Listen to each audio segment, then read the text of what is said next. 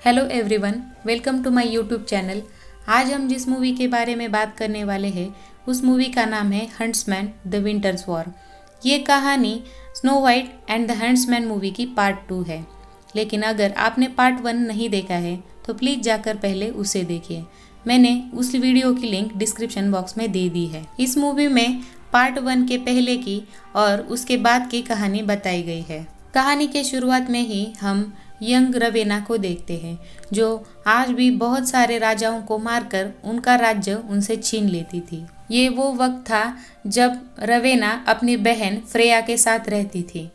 Freya और रवेना दोनों भी बहुत पावरफुल विचेस थी, लेकिन फ्रेया की पावर अभी तक इमर्ज नहीं हो पाई थी और तभी उसे एंड्रयू नाम के एक लड़के से प्यार हो जाता है और वो प्रेग्नेंट हो जाती है। तब रावेना अपनी बहन फ्रेया को समझाने की बहुत कोशिश करती है। वो बोलती है कि तुम उस लड़के के चक्कर में मत पड़ो, वो लड़का तुम्हें कभी ना कभी धोखा ज़रूर देगा। लेकिन फ्रेया उसकी बात बिल्कुल नहीं मानती। फिर कुछ दिनों बाद वो एक प्यारी सी बच्ची को जन्म देती है और तभी उसे एंड्रयू का एक खत मिलता है और वो जब उस खत को पढ़ती है तो वो बहुत खुश हो जाती है, क्योंकि एंड्रयू ने उसे मिलने के लिए बुलाया था। और जब वो उसके महल के नीचे उसे मिलने के लिए जाती है तब उसके महल में अचानक से आग लग जाती है जहाँ पर उसकी बच्ची थी। और जब वो वहाँ पर पहुँचती है तो देखती है कि उसकी बच्ची अब मर चुकी है और वो तब एंड्रयू को वहाँ पर आता देख एंड्रयू को पूछती है कि तुमने ऐसा क्यों किया।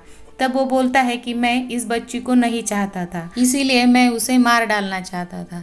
ये सुनने के बाद फ्रेया बहुत गुस्सा हो जाती है और तभी उसकी सारी पावर्स इमर्ज हो जाती है और वो एंड्रयू को एक बर्फ का पुतला बना देती है और उसे तोड़ देती है, जिसके वजह से उसकी मौत हो जाती है। अब फ्रेया बहुत ही दुखी और उदास थी, इसके लिए वो रवेना का राज्य छोड़ देती है और कहीं और अपना दूसरा राज्य बनाने के लिए निकल पड़ती है। और इसलिए वो आसपास के गांव में लोगों को मारकर उनके बच्चे चुराकर अपने साथ रख लेती है ताकि वो उन्हें ट्रेनिंग देकर अपनी सेना में भर्ती करवा सके। और वो आइस क्वीन के नाम से जानी जाती है और आसपास के सभी लोग उससे बहुत डरने लगते हैं। आइस क्वीन को पूरी दुनिया पर राज करना था और उसे प्यार के नाम से बहुत नफरत हो गई थी, इसलिए उसके राज्य में प्यार करना मना था और अगर कोई ऐसा कर ले तो उसे सज़ा भी दी जाती थी। इन सारे बच्चों में एरिक और सारा नाम के 2 बच्चे होते हैं और वो दोनों एक दूसरे के साथ अलग ही लगाव महसूस करते थे। फिर वो धीरे धीरे बड़े हो जाते हैं और वो एक दूसरे से प्यार करने लगते हैं। एक दिन ऐसे ही वो साथ में समय बिता रहे थे, तभी सारा एरिक को एक लॉकेट पहनाती है और उसे बोलती है कि आज से हम लोग शादी के बंधन में बंध गए हैं। फिर वो बोलती है कि हम लोग जल्द से जल्द यहाँ से निकल जाएंगे और फ्रेया का राज्य छोड़कर कहीं और हम अपना जीवन जिएंगे। और ये बात फ्रेया का पक्षी सुन लेता है और उसे जाकर बता देता है। फिर फ्रेया इन दोनों को बुला लेती है और बोलती है कि तुम मेरी सेना से लड़ो और अगर तुम इन लोगों से जीत गए तो तुम यहाँ से जा सकते हो। सारा और एरिक ये दोनों भी बहुत अच्छे हंट्समैन मतलब बहुत अच्छे योद्धा थे, इसलिए वो उन लोगों से बहुत अच्छे से लड़ते हैं और वो जीतने ही वाले थे। तभी आइस क्वीन उनके बीच में एक आइस की दीवार खड़ी कर देती है। फिर सारा को ये लोग पकड़ लेते हैं और उसे वहीं पर मार देते हैं। एरिक उसको मरता हुआ देख बहुत दुखी होता है। फिर आइस क्वीन एरिक को एक पहाड़ से नीचे फेंकने के लिए बोलती है और वो लोग ऐसा ही करते हैं। मूवी की अब तक की कहानी पार्ट 1 के पहले की थी। अब पार्ट 1 के बाद की कहानी हम लोग देखेंगे। पार्ट 1 में आखिरी में जब प्रिंसेस स्नो वाइट को रानी बनाया गया था और उसका राज्य भी उसे मिल गया था, लेकिन रावेना के काले जादू से बने उस मिरर की वजह से प्रिंसेस स्नो वाइट बीमार पड़ने लगी थी और उसका मानसिक संतुलन भी बिगड़ने लगा था। इसके लिए वो आदेश देती है कि उस मिरर को काले कपड़े से ढककर उस मिरर को डार्क फॉरेस्ट में लेकर जाया जाए, ताकि डार्क फॉरेस्ट में जाने के कारण उस मिरर का काला जादू कुछ भी काम नहीं कर पाए। और तभी हम विलियम को देखते हैं, जो कि अब स्नो वाइट का पति है। विलियम एरिक से मिलता है और उसे सब कुछ बता देता है और वो उसे बोलता है कि हमारी उस मिरर को उस डार्क फॉरेस्ट तक ले जाने के लिए मदद करो। लेकिन इनकी सारी बातें आइस क्वीन का पक्षी सुन रहा था। लेकिन तभी एरिक उसे चाकू मार देता है और वो नीचे गिर जाता है। और जब एरिक उस पक्षी को देखता है तो उसे समझ में आता है कि आइस क्वीन के इरादे क्या हैं। इसके बाद वो विलियम की मदद करने के लिए राजी हो जाता है और ये दोनों आगे बढ़ते हैं। लेकिन इनके साथ दो बोने भी आने के लिए तैयार हो जाते हैं। और ये जब आगे बढ़ते हैं तो देखते हैं कि इनकी पूरी सेना एक दूसरे के साथ लड़कर मर गई है और वहाँ पे वो जादुई मिरर भी नहीं होता। दरअसल ये लोग जब उस आईने को लेकर जा रहे थे तब उसके ऊपर का काला कपड़ा निकल गया था और उस आईने ने काली जादू करके इन लोगों को आपस में ही लड़वाया था। लेकिन एरिक को वहाँ पर एक अलग ही तीर नजर आता है जो कि इनके सेना का नहीं था और उसे थोड़ा शक हो जाता है।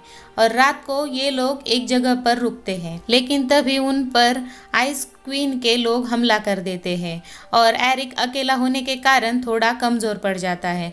लेकिन तभी एक इंसान वहां पर आता है और एरिक की मदद करता है और हम लोग देख पाते हैं कि ये कोई और नहीं बल्कि सारा है। एरिक जब सारा को देखता है तो वो बहुत खुश हो जाता है, लेकिन सारा उससे बहुत गुस्सा थी। उसे लग रहा था कि एरिक उसे छोड़कर भाग गया था और वो उससे बहुत लड़ने लगती है। लेकिन तब वो बोलता है कि मुझे भी ऐसा दिखा था कि तुम मर गई हो। लेकिन तब इन दोनों को ये पता चलता है कि आइस क्वीन ने जो बीच में दीवार खड़ी कर दी थी उसकी वजह से इन दोनों को अलग अलग विजन्स आए थे। एरिक को ऐसा लग रहा था कि सारा मर गई है और सारा को ऐसा लग रहा था कि एरिक उसे छोड़कर वहां से भाग गया है। एरिक उसे समझाता है कि मैं वहां से बिल्कुल भागा नहीं था, मैं वहीं पर था। और तब सारा भी बोलती है कि मैं भी मरी नहीं थी, मैं भी जिंदा थी और मैं 7 साल तक आइस क्वीन के कैद में थी, लेकिन मुझे तुमसे बदला लेना था इसलिए मैं उस कैद से भाग आई हूँ। और ये सुनने के बाद ये दोनों एक दूसरे को माफ़ कर देते हैं। और इसके बाद एरिक को ये पता चलता है कि वो मिरर कहाँ पर है और वो बोलता है कि वो मिरर गॉब्लिन के जंगल में है। लेकिन वो जंगल बहुत ही खतरनाक होता है, लेकिन फिर भी ये चारों वहाँ पर जाने के लिए निकलते हैं। लेकिन बीच में ही ये लोग एक जाल में अटक जाते हैं। दरअसल इन दोनों को डोरन और ब्रियान नाम के 2 डॉर्फ ने पकड़ा था, लेकिन इन लोगों के इरादे जानने के बाद वो लोग इन लोगों को छोड़ देते हैं। फिर वो दोनों भी इनके साथ मिलते हैं और ये 6 लोग गॉब्लिन के जंगल पहुंच जाते हैं। वो गॉब्लिन का जंगल बहुत ही खतरनाक था, लेकिन उन्हें वहाँ पर वो मिरर दिख जाता है और उस पर वो काला कपड़ा नहीं था और उस मिरर के पास बहुत सारे गॉब्लिन मरे हुए पड़े थे। दरअसल उस मिरर के प्रभाव के कारण गॉब्लिन्स की आपस में ही लड़ाई हो गई थी और इसके कारण वो लोग खुद को ही मार डालते हैं। और तभी एरिक उस मिरर को लेने जा रहा था, तभी वहाँ पर एक गॉब्लिन आ जाता है और वो उस पर हमला कर देता है। तभी सारा उसकी मदद करती है और तभी ये 4 बोने उस मिरर के पास जाते हैं और उस मिरर पर एक काला कपड़ा ढककर उस मिरर को वापस लाते हैं। तभी दूसरी तरफ सारा और एरिक उन गॉब्लिन्स के साथ बहुत लड़ाई कर रहे थे और तभी सारा को एरिक के गले का वही लॉकेट नज़र आता है जो उसने उसे पहनाया था और उसे ये रियलाइज़ होता है कि वो उससे सच्चा प्यार करता है। लेकिन तभी वहाँ पर बहुत सारे गॉब्लिन्स आ जाते हैं और वो इन लोगों पर अटैक कर देते हैं। सारा और एरिक उनसे बहुत लड़ते हैं, लेकिन एरिक उनके साथ लड़ते लड़ते बहुत दूर चला जाता है। तभी सारा एक बाण उठा लेती है और उस पर आग लगाकर उन गॉब्लिन्स को जला देती है। लेकिन वो बहुत दुखी हो जाती है क्योंकि उसे लग रहा था कि उन गॉब्लिन्स के साथ एरिक भी मारा गया है। लेकिन तभी एरिक वहाँ पर आ जाता है और वो बहुत खुश हो जाती है। फिर ये 6 लोग उस मिरर को लेते हैं और उस गॉब्लिन के जंगल के बाहर आ जाते हैं। लेकिन तभी वहाँ पर फ्रेया मतलब आइस क्वीन आ जाती है और तब हमें पता चलता है कि सारा फ्रेया के साथ मिली हुई है। जब सारा को ये लग रहा था कि एरिक उसको छोड़कर भाग गया है तब वो फ्रेया के साथ मिल गई थी। लेकिन जब फ्रेया को ये पता चला कि एरिक उस मिरर को ढूंढने जा रहा है इसलिए उसने सारा को एरिक के पास भेज दिया। और ये सब कुछ बताने के बाद फ्रेया सारा को बोलती है कि तुम एरिक को मार डालो और सारा भी एक तीर एरिक को मारती है और एरिक बेहोश होकर नीचे गिरता है। और जब सारा और फ्रेया वहाँ से निकल जाती है तब वहाँ पर वो बोने आ जाते हैं और वो लोग एरिक के छाती से वो तीर निकाल देते हैं और वो होश में आ जाता है। और तब एरिक को ये पता चल जाता है कि सारा ने जानबूझकर वो तीर लॉकेट पे मारा था, जिसकी वजह से वो मरे नहीं और सारा का निशाना कभी भी नहीं चूकता और वो बहुत खुश हो जाता है। दूसरी तरफ फ्रेया उस मिरर को समन करती है। हमेशा उसमें मिरर आता था लेकिन इस बार रवेना आती है।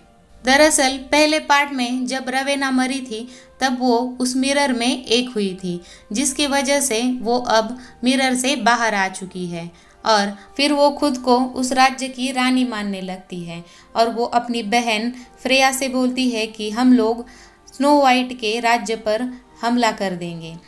लेकिन फ्रेया भी उस वक्त कुछ नहीं बोलती और उसे हाँ बोल देती है। तभी दूसरी तरफ हम देख पाते हैं कि एरिक अपने साथ बोनो को लेकर फ्रेया के राज्य पर हमला करने के लिए निकलता है और वो वहाँ पहुँच जाता है जहाँ पर फ्रेया ने अपनी आर्मी को बुलाया था और वो अपनी आर्मी को ट्रेनिंग दे रही थी कि वो कैसे स्नो वाइट के राज्य पर हमला करेंगे। लेकिन तभी एरिक उस पर एक बाण चला देता है और वो बाण रवेना पकड़ लेती है और रवेना को जिंदा देखकर एरिक भी बहुत आश्चर्यचकित होता है। फिर एरिक को पकड़ लिया जाता है और तब सारा उन पर हमला कर देती है, लेकिन तब फ्रेया उसकी तलवार फ्रीज कर देती है। फ्रेया को ये देखकर बहुत धक्का लगता है क्योंकि सारा अभी तक एरिक से प्यार करती है। फिर रवेना फ्रेया से बोलती है कि तुम हमेशा किसी पर भरोसा करती हो लेकिन हमेशा कोई ना कोई तुम्हारा भरोसा तोड़ देता है और ये लोग तुम्हें हमेशा धोखा ही देंगे। फिर रवेना उन पर हमला कर देती है और उन लोगों को मरता हुआ देख फ्रेया को बहुत दुख होता है क्योंकि उसने उनको अपने खुद के बच्चों की जैसे पाला था। वो उसे रोकने की बहुत कोशिश करती है लेकिन रवेना बिल्कुल भी नहीं मानती।